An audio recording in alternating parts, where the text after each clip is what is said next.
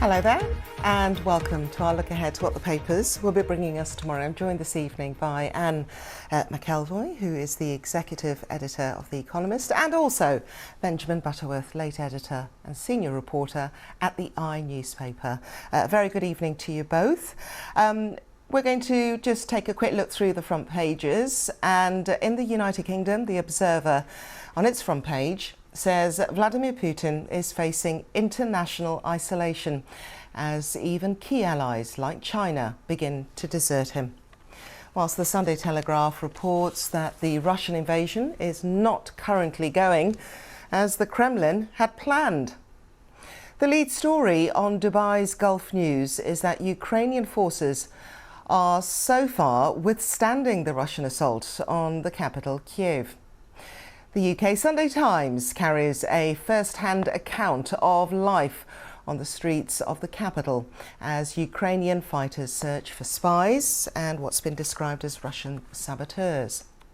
Whilst the tabloid The Sunday People prints a picture of Ukrainian troops in action under the headline, Freedom Fighters. So a very good evening to you both, Anne and Benjamin. We're going to start off with the front page of the Telegraph, and what we've got here is fierce resistance slows Putin's advance in Ukraine. I wonder if you could take it away for us, Anne, and just kick us off with that front page. Thank you. Well, I think this is the picture as the night unfolds. There does seem to be credible evidence, and I have checked this out both with British defence and intelligence analysts as well as those closer to the ground in Ukraine. But this has not gone as quickly as Vladimir Putin hoped. We do know, however, that he has more firepower to come. He can use absolutely indiscriminate shelling. He can terrorise civilian populations. He has massive technological superiority in the weaponry and, of course, in the numbers that can be poured into Ukraine. But that said, the longer that Ukraine holds out and the more courageous and the more it is seen to be prepared to fight, the more difficult that gets for Russia, because part of the narrative was really that this was a bit of a puppet regime. It was something that only a few group of people around Mr. Zelensky, the leader of Ukraine, were propping up. That is clearly not the case. Russian propaganda won't say that, but they know it full well. So I wouldn't say that holding off the Russians means that this is at all a sign that Ukraine can win militarily in the short term. It isn't, but it does mean that this battle is now being fought on a rather different basis to perhaps the Kremlin thought on Wednesday. And I suppose, Benjamin, as we hear these announcements of the likes of Germany, which is unprecedented, supporting a fellow country with weaponry, it does make you pause and think, doesn't it?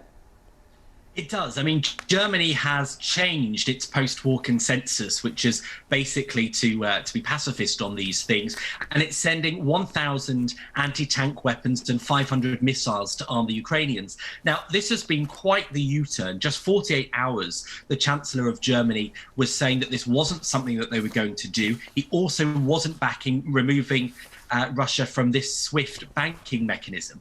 But I think the international pressure is such, particularly from countries like Britain and Canada and latterly places like France, that Germany had to change its attitude to this. And I think, I know Anne is an expert in Germany and Russia, but this is such a significant change in the way that Germany is approaching its foreign relations.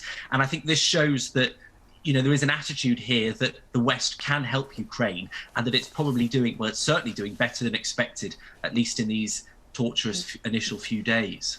So, Anne, if I can just come back to you on this and on Germany, what do you think of the timing of this? Is it too little too late, or is it just a little bit too late? Well, it's certainly too late, obviously, to prevent what has happened. I happen to think that having watched a lot of Vladimir Putin speaking at great length in Russian to his people, as he would see it, although of course many Russians do not support him, and we must always remember that they regard it as a matter of shame that it has come to this. Germany is really interesting. I was with the senior German diplomats in London yesterday, and there was still a sense that there was a landing zone for Germany around this, but it was not entirely Sure. And in fairness, Chancellor Scholz has taken quite a risk on this. German public opinion has been very solidly against arming Ukraine, even defensively, for the reasons that Benjamin reflects there. It's a difficult thing to sell to Germans, the export of weapons, for obvious historical reasons. But I think a lot has changed, and so much has changed since the ferocity of this attack became clear, how indiscriminate it was, and also that European powers, and absolutely no Schadenfreude, to use the German word here, Chancellor Scholz went to Moscow. He tried his best to stop the war. So did President Macron in France. Everyone has tried to stop Vladimir Putin. So I think there is now a sense of enough is enough in the European capitals. There's a big chance for us to pull together here, and whatever minor differences there may be on sanctions and on what kinds of weaponry and on tactics, this is the chance that we have to provide a unified front. And that's one of the most important things for Ukraine. Let us turn to the front page of the Gulf News. Benjamin, you're going to take us to that. So Ukrainian forces resist Russian move into Kiev. I mean, strategically, they have to protect it, don't they? Absolutely. That's what Putin is wanting to go for. And I think the prevailing logic is that in advance of launching this war, he thought that Ukraine would give up, that they would effectively surrender, that it would be a far shorter and less painful process than it has been. But it's looking like, and this is what the Gulf News picks up on, the international community, as well as Ukraine itself, is turning on Russia. What you're seeing is, they've been removed tonight. It's confirmed from SWIFT, that banking mechanism. You're seeing natural allies in recent years that have been sympathetic, like Hungary and Turkey, changing their minds. And you're seeing President Zelensky being promoted into this hero figure around the world. This is a man who became president of Ukraine because he played a comedian teacher who went viral and then became president in a TV show. So this is someone that I don't think was anticipated to be quite the leader that he is.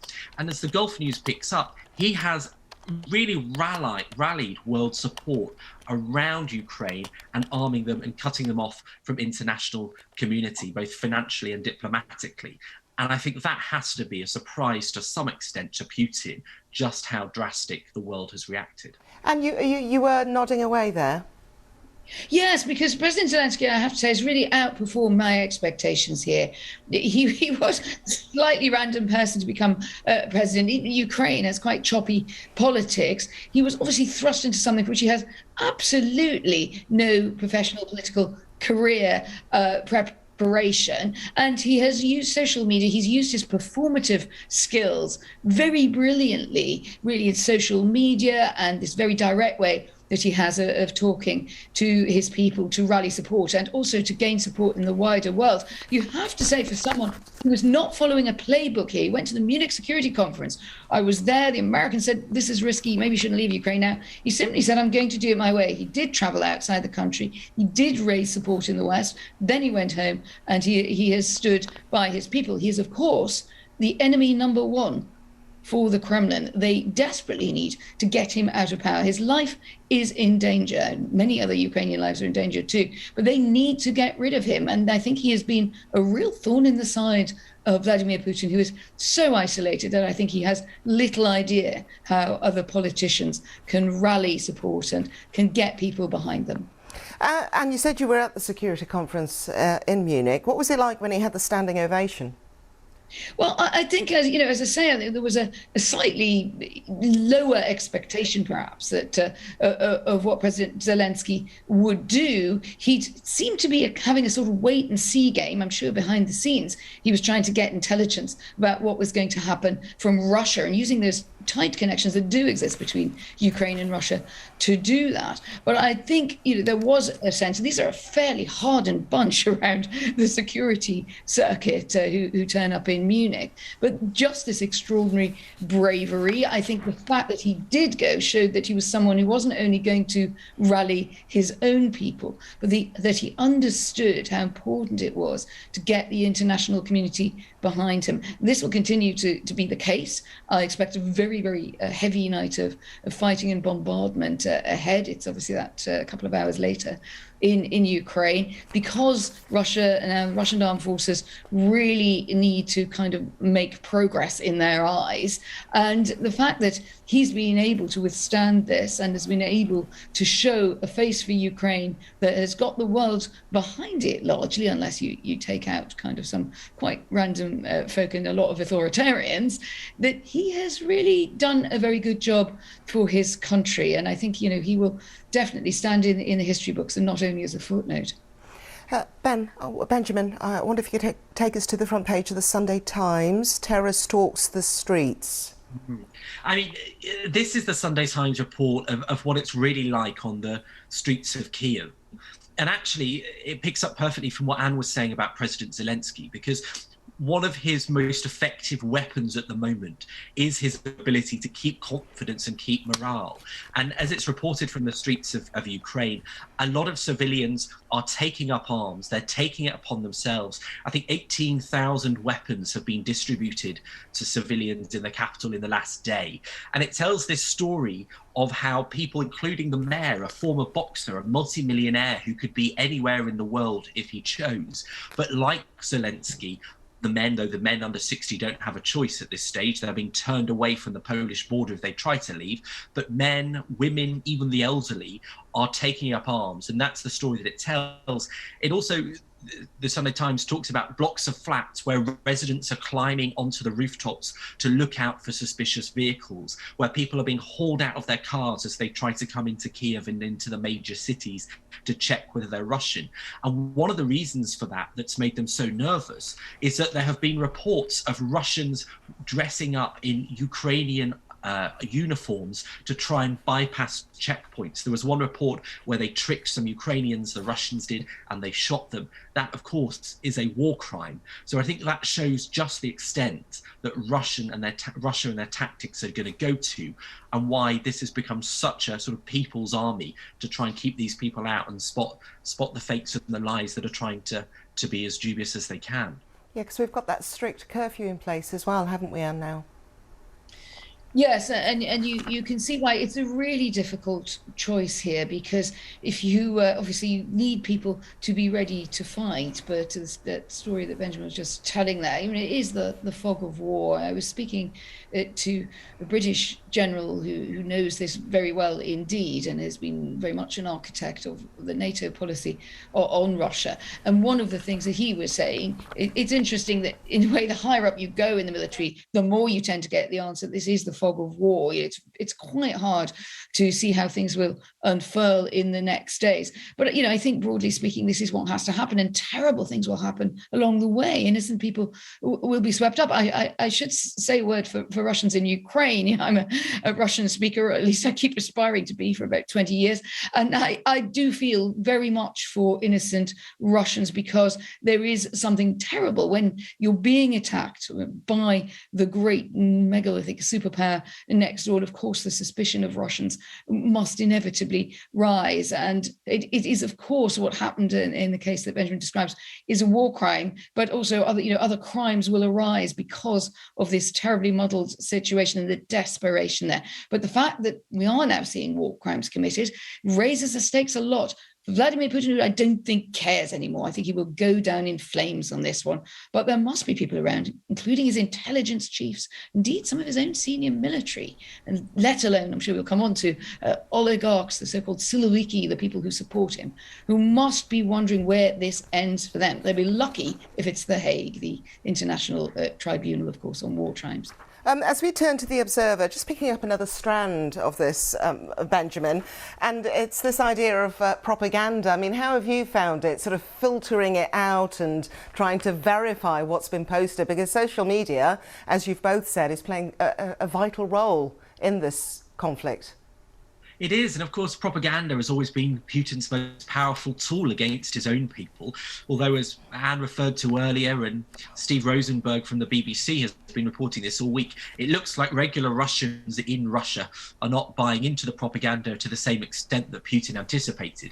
And indeed, that may be one of his key undoings, of his own people revolt against this war. But looking at social media, the amount of disinformation, whether it's intentional or accidental, coming out of Ukraine, this fog of war that Anna's spoken about, is very much alive online. The photograph of the woman who was heavily injured that made the front page of just about every newspaper on Friday, there was a completely false claim put out online. You wonder whether it originated from Russian bots, that was trying to claim that this was a photo from 2018. It wasn't. But you clicked on hundreds of those stories reporting this woman and what had happened in that bombing, and that fake news was below it. And I think this is the kind of disinformation that has become a key to Putin's campaign. And clearly, that's not going to go anywhere. Anne, the front page of the Observer is talking about Vladimir Putin becoming a pariah. I mean, we're seeing those protests in his own country as well. Does he care? I don't think he cares about being a pariah, because as he sees it, he is a very angry man. And the Putin and the way that he speaks now is very different. I don't mean to make any excuses for Vladimir Putin of a few years ago. He was already dreadful. But there is something has changed in him. A lot of people are analysing his language, his expressions, as seeing this too. I think he sees as his way of being in the Russian history books, his conquer of Ukraine. I don't think he's even really thought very far ahead about let's even think the unthinkable, that everyone gives up and he wins. He couldn't run Ukraine. Ukrainians are never going to agree to be ruled by Vladimir Putin, especially after this. They never were, but they're certainly not now. Where I think the pariah status matters is it affects those around him. And no Russian leader can survive the withdrawal of power from those around them. This is what we saw happen with Yeltsin. It's also what we saw, it happened to leaders, good, bad, and indifferent, is when things start to get shaky around them. The moment for me, obviously 4 days ago, like a world ago, he humiliated his own foreign intelligence chief. This in the Russian system is not something that you should do. And I think a lot of people thought, if this guy is already looking uncomfortable about what is happening, well, on the inside of the Kremlin, it is fear, it is terror, it is not loyalty. We're going to go to the front page of the Sunday Times, and it's the story of Roman Abramovich and giving up control of Chelsea, Benjamin. What did you make of this? Because, of course, he is an ally of Vladimir Putin. Yeah, there's been questions all week about Abramovich's involvement with the Kremlin and whether he would be affected by sanctions. And so it seems like he's probably, at the very least, premeditating anything that could happen on that front by giving up the stewardship of Chelsea Football Club. Now, it's a very interesting and I'm sure intentional use of words, because it doesn't mean he's selling it. He's handing it over to the Chelsea Charitable Foundation to run. Now, the word stewardship has no particular definition in law, which no doubt is why he has chosen that word, because, call me a cynic, but it seems pretty clear to me that this is more a PR exercise, a managing the issue exercise, than any principled position. The statement that came out tonight makes no reference to condemning what Russia or Putin has done. And I think if Abramovich was serious in that way, he would say it. But of course, that's never going to happen. Yeah, it's the wider question of the oligarchs, isn't it, as well, Anne? Yes, Abramovich, I doubt, at least in the foreseeable future, although actually quite a lot of people wouldn't expect a few months ago even to be coming out against Putin, or at least against the war. And one should make a distinction. It's quite interesting that people are choosing. These are people, they are ruthless people. And Abramovich simply, I remember sort of personal contact a few years ago, will suddenly pull a plug and he'll suddenly move countries. Things will suddenly completely change. He's lawyered up to the hilt. That's a really good spot there, Benjamin, about the use of the word stewardship, which I hadn't noticed that it doesn't really have any status. It is a way of distancing himself. It buys him time. It's a cordon sanitaire. That said, I'm just going to make a wild guess out there. I think reading the Sunday Times story and others, the oligarchs are also a weak link. They are loyal to themselves. They are not loyal to Putin. They're certainly not loyal to the war.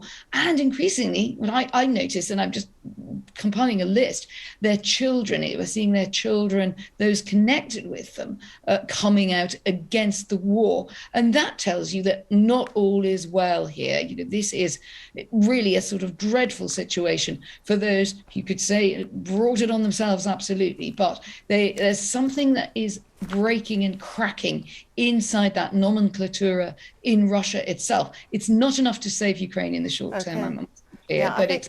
I think Roman Abramovich's own daughter came out, didn't she, on social media? Better go. See you next hour. Thank you very much indeed. We'll see you shortly.